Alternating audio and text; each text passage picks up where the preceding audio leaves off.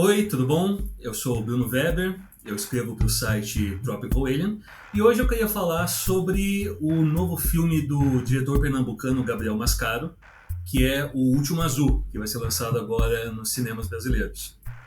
É um filme sobre um futuro distópico, a gente pode chamar de uma ficção científica soft, que é aquele tipo de ficção que é mais sobre o drama dos personagens e não tanto sobre construção do mundo. O que é uma narrativa interessante, uma forma legal de se contar histórias, porque você cria uns paralelos bem mais relevantes com o mundo real, mas também te dá uma chance de pirar um pouco, sabe? De fugir da realidade em alguns momentos. É o segundo filme do Gabriel Mascaro que se arrisca nesse tipo de narrativa. Ele já tinha se arriscado um pouco nisso no Divino Amor, um filme dele de 2019, que também se passava no futuro próximo. O Último Azul ele mostra esse futuro não muito distante. A gente não sabe exatamente o ano que se passa, a tecnologia é um pouquinho mais avançada, mas ainda é bem o nosso mundo real.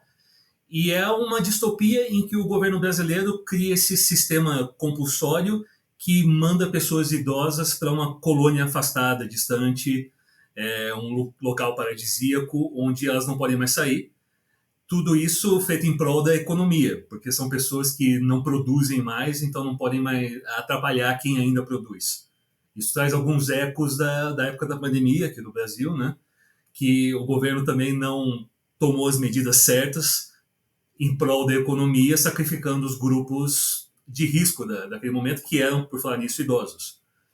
É interessante que é o segundo filme nacional que eu vejo esse ano que toca nesse tema de etarismo. O primeiro foi o Vitória, com a Fernanda Montenegro. Esse Último Azul, ele se aprofunda um pouco mais nesse tema, mas ele acaba também se expandindo para umas conversas mais universais, sabe? O valor de uma pessoa, e a própria questão de você se rebelar contra um sistema que está te oprimindo de uma forma ou de outra.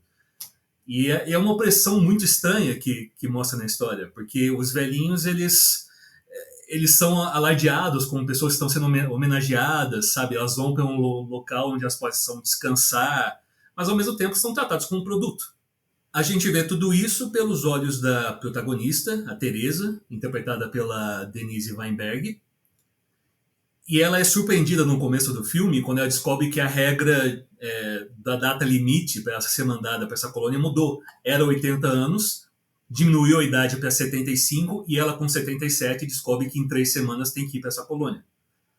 Ela fica desesperada, ela fica deprimida e ela resolve ir atrás de resolver um sonho que ela sempre teve, que é o de viajar de avião. É aí que ela encontra o personagem do Rodrigo Santoro, que é um barqueiro que trabalha no Rio do Amazonas, que aceita levar ela para algum lugar, alguma vila afastada, onde ela vai encontrar algum piloto que vai levar ela para viajar de avião finalmente. Seria esse o Último Azul do título.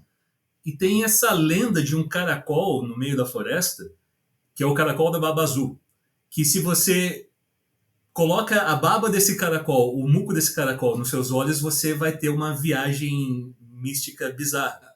É um filme muito impactante visualmente. O Gabriel Mascaro, desde o Boi Neon, ele tem se comprometido com criar imagens surreais, imagens que ficam na memória. No Boi Neon tinha literalmente o boi pintado com luz neon.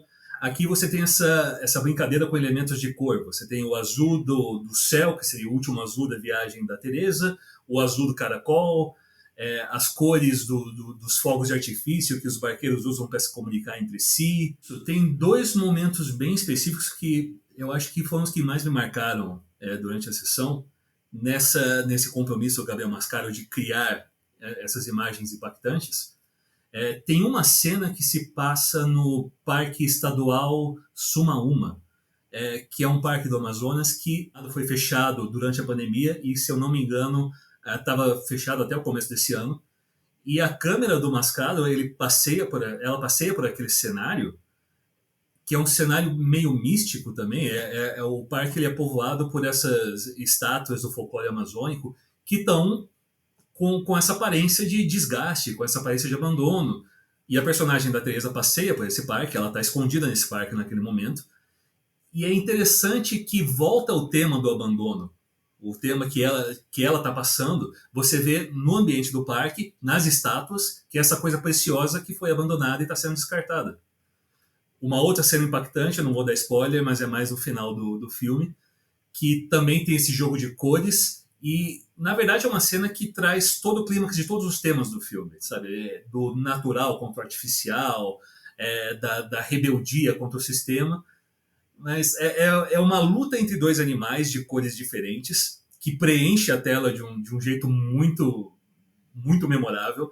É um filme cheio de grandes atuações, principalmente da Miriam Socarrás, que é uma atriz cubana que aparece na última parte do filme, ela está muito bem, e da própria protagonista, Denise Weinberg, que está maravilhosa. Por todos esses elementos, principalmente por ser um filme que tem essa linguagem visual tão rebuscada, tão surreal, tão trabalhada, é um filme que vale a pena ser visto no cinema.